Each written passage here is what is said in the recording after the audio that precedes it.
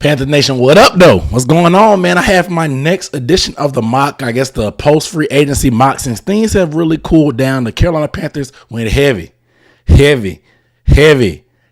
on the defensive line up front. Not really a ton of action on offense. They did add a running back to Enrico Dowdle, but most of the action that they have done offensively, just bringing guys back on the offensive line, pretty much bringing the whole gang back. Like I said, defensively, they've targeted up front. They have their safety in Trevor Moehrig, but they have huge voids at that safety position still, about 1 to 2 slots that need to be answered. They tried their best to put themselves in a position to go BPA. I'm going to try to do my mock draft based off what I think is going to happen, based off of what I've heard reported by Panthers writers and stuff like that, and then just based off the needs. So let's go ahead and get into it. So with the first pick, the Carolina Panthers are picking at 8, and from what I'm hearing, they're going to do everything in their power to try to move back. So in this scenario, Mason Graham was gone.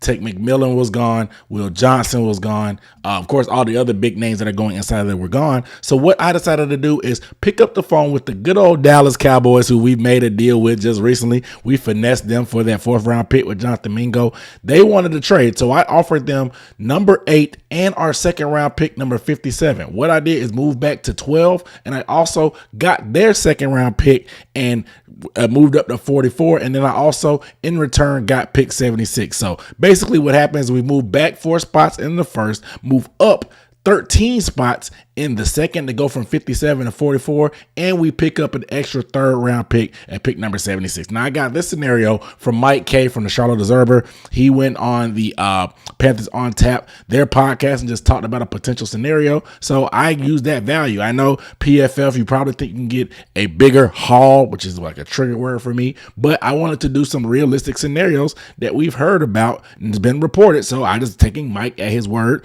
and did that. Moved back to pick 12. And I selected somebody that's been high on their list since the combine, and that's linebacker / edge rusher Jalen Walker out of the University of Georgia. Now, we know what Jalen Walker brings, that versatility. He's 6'1", 245 pounds, and his motor runs hot. He's like the Tasmanian Devil. I've heard him be nicknamed, and he really can get after the passer from the interior and the edge, being able to stand up. He had 2 electric games against the Texas Longhorns, but he also had a great game against the Kentucky Wildcats where he completely just wrecked the game, continuously got after it. He is a work in progress as an off-ball linebacker, but the Panthers have been searching for his skill set for a while, ever since they lost Frankie Louvu, and I think he can fill that void. I'll make a video later just showing how he can slip in and how he would fit into this Panthers defense, breaking down some film later, but I think Jalen Walker is very, very high on their list, and I thought that the potential of getting him here at 12 while picking up a 3rd round pick was great, so I went with Jalen Walker. All right, y'all, it's that time of year. We're finally shaking off the winter and stepping into spring, but if you're like me, that also means you realize your closet is still stuck in cold weather mode. I know this weather is bipolar, but it may just be time to ditch the heavy layers and upgrade to something fresher. And that's where Chubby's comes in. Their everywhere shorts have been a lifesaver for me. I'm talking lightweight, stretchy, and versatile, and perfect for those days when it's cool in the morning, a little bit warmer at noon. You pair those everywhere shorts with Chubby's lineup of performance polos, and now you're cooking with gas because it's a soft and breathable fabric. Those polos are good for kicking back, chilling out, or turning up outside of the festival or something. So if your spring wardrobe needs to upgrade, whether you're getting dressed for your workday, a workout, or a weekend getaway, Chubby's has you covered. For a limited time, Chubby's is giving away my viewers 20% off your order with UBSports20 at chubbyshorts.com. This code UBSports20 at chubbyshorts.com. So support the show. Tell them that we sent you, and don't blend in with the crowd. Stand out with Chubbies. At pick number 44, round number 2, I went with cornerback Trey Amos out of the University of Mississippi, a.k.a. Ole Miss. Now, Trey Amos is probably my favorite corner in this class that's not named Travis Hunter. I do love me some Will Johnson, but Trey Amos is just silky smooth in his transitions. He can play man coverage. He can play off coverage. He can play press man coverage if you want to. Line up inside and outside. Doesn't panic when the ball is in the air. Transitions and flips his hips like no other. The feet are as smooth as butter going through drills and just the footwork there. I think Trey Amos, the only question about that he had was his long speed and went to the combine. All he did was run a 4.43. So he answered that question. If he falls to this far at 44, which I don't think is going to happen, it's a no-brainer for the Panthers. They already met with him at the combine, so the connection is there. Again, I wanted to stick with guys we've actually talked to for the most part. So Trey Amos would be tremendous. He fits into this defense, allowing him to play on the outside if we need him to, allowing J.C. Horn to move inside and be a little bit more of a versatile chess piece. You want him to travel, then you can plug and play J.C. Horn wherever you want to when we're in nickel, and then you can go from there. That way, there's really no place they can run. He's a lot more aggressive, and that allows us to play a little bit more man coverage and be more aggressive with our blitz package as well. Trey Amos is a guy that I really like in this class, and to be able to get him at 44 would be a dream come true. So with 2 third-round picks in the arsenal, I decided to get a little ratchet. I traded pick number 74, pick number 76, which is our 2 third-round picks, the one that I just got and the one we already had, along with our 4th-round pick, pick number 114, and I wanted to move up in the 2nd round. I traded with our good old friends, the Seattle Seahawks, Dan Morgan and Dave Canales' old homeboy, John Snyder, and I got pick number 50 and pick number 92 in the 3rd. So pretty much I packaged up 2 third-round picks to move up into the 2nd round again, and all I had to give up was a 4th, and I got back a 3rd with that. And with that, at round 2, pick number 50, I decided to go with Braden Swinson, edge rusher from LSU. Now, Braden Swinson being at number 50 is a dream come true. This is a guy that I feel like I had to go get. He fits all the bills. He has that arm length. He has the get off, great hand usage. I love this guy's game as at least starting from the jump, a designated pass rusher. He needs some work refining his run technique to be able to take on blocks. Tends to duck his head at times, but he does have good reps against the run on tape. If you remember the Patreon, you're already familiar with Braden Swinson. I was on him early before the hype started to build. He could end up being a first rounder. He's a guy that I think can sneak into the 1st round, but I also think that as a top 50 pick, he's gonna be a top 50 pick in general, and I took him here at 50. He adds instant juice to that edge room and use. So you have Jalen Walker and Braden Swinson, 2 young bookends to add there. Braden Swinson can be that every down edge rusher that he'll develop into. Eventually, Jalen Walker, you can put him down there in pass rush scenarios, and now you have speed and pop and motor coming off of that D-line on both edges. I really love being able to pair Braden Swinson with another guy. So my first 3 picks have been defense. But hey, if you're still watching at this point, I appreciate it. Make sure you are subscribed down below. Hit that button to stay up to date on the latest Panthers news and updates, especially draft content, because I'm all over that. And please give the video a thumbs up. It really helps me out. Round number 3, pick number 92 that I got in that trade is going to be Isaiah Bond, wide receiver from the University of Texas. Now, the Carolina Panthers have not met with him per se, but of course, Isaiah Bond played his freshman year at Alabama with our quarterback, Bryce Young. Lord knows we need some speed in our wide receiver room. This guy being able, he was supposed to be, after transferring from Alabama, was thought to be online to be a 1st round pick, but things just didn't go his way, didn't really produce and click with Quinn Ewers, but I decided to get him here. It's a no-brainer. We need yards after catch. The Carolina Panthers were last in yards after catch per reception for 2 years in a row. Isaiah Bond is a guy who just give him the ball and get out the way. He ended up running in the mid 4.3s at his pro day after running a 4.39.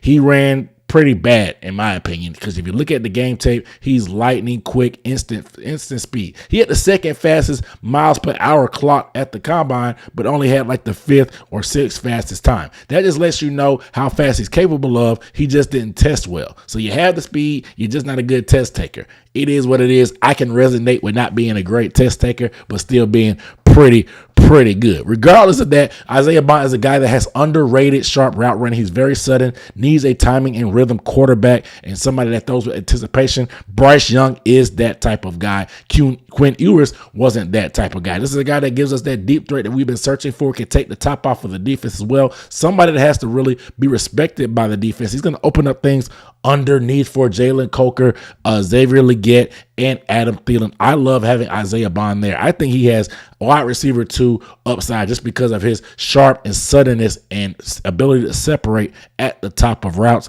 I love Isaiah Bond. At round number 4, pick number 111, I went with safety Jonas Sanker out of the University of Virginia. Now, Jonas Sanker has been called into a top 30 visit with the Carolina Panthers. He is a day 3 pick, the first pick of day 3. This guy is a guy that can play versatile safety football for us, down in the box, deep in the middle, at nickel if you need him to. He does a good job of breaking on passes that's in front of him. Needs a little bit of more refinement guarding the nickel and guarding receivers when going deep. But if he's able to keep everything in front of him, like I talked about in some of my prior videos, we give a lot of cushion where we like to play going forward than backwards. That is a great scenario for Jonas Sanker because that's what he excels in. Clicking and closing on the ball while eyeing the quarterback and eyeing the receiver. We can grow and work with him as he continues to flip his hips on that. Regardless, he's a safety anyway, so we won't need him to be playing too much man coverage. He's a great tackler coming down from that deep and being that last line of defense.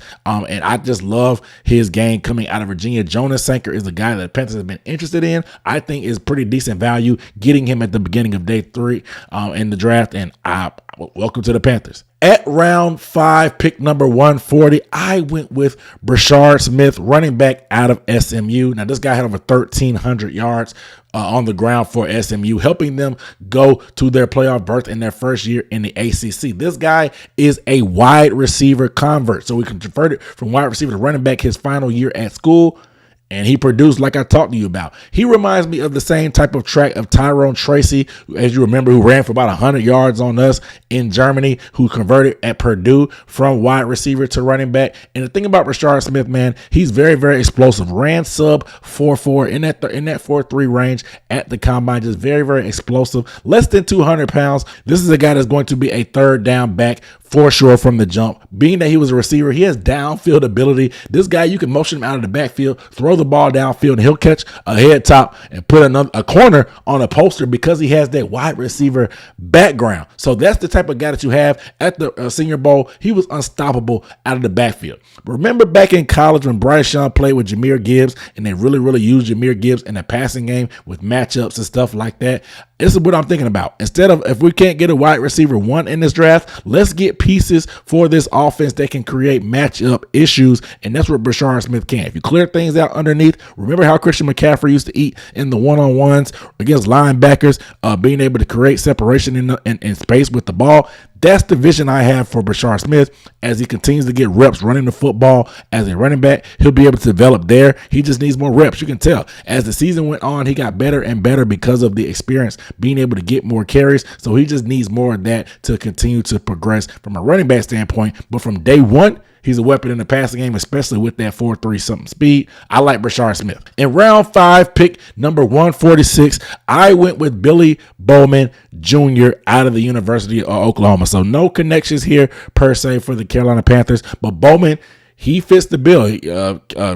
Dan Morgan said that he wanted a ball hawk and guy that could take the ball away. That's exactly what Billy Bowman is. He has taken the ball away a lot in college. A very, very experienced player for the University of Oklahoma. The only knock on Bowman is the ability to tackle, and that is a big one, which was an issue for us last year. So I'm a little bit weary of this, which is why I was able to get him in round 5. But Bowman is a guy that takes the ball away. When you have a guy that can make plays like that, it's kind of worth the risk. You have to stress the tackling, the difference between playing in college and playing in NFL. This will be something fundamental wise that we'll have to continue to stress to Bowman. Before a guy that has been able to get as many takeaways as he has in college, it was something that I couldn't resist. So I went with Billy Bowman. Round 5, pick number 163.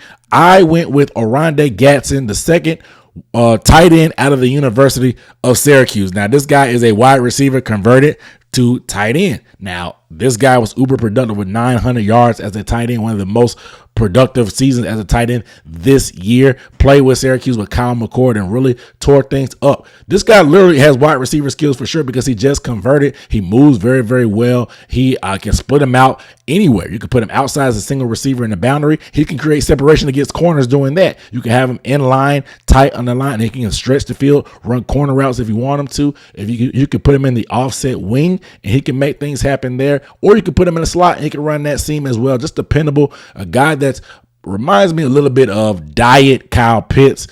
Some people compare him to Darren Waller a little bit. I think that's similar. Or even Evan Ingram, if you want to think of him that way. Just one of those guys that are more of a receiver than a blocker, but can create those matchup problems. Like I said with Brashard Smith, I want to get guys that if you put a linebacker on them, they're toast. If you put a cornerback on them, they're toast because they're too small. Somebody that defenses, when we break the huddle, they have to be accounting for where guys line up. And that's exactly what Oronde Gadsden is because, like I said, receiver-like skills, but playing tight end.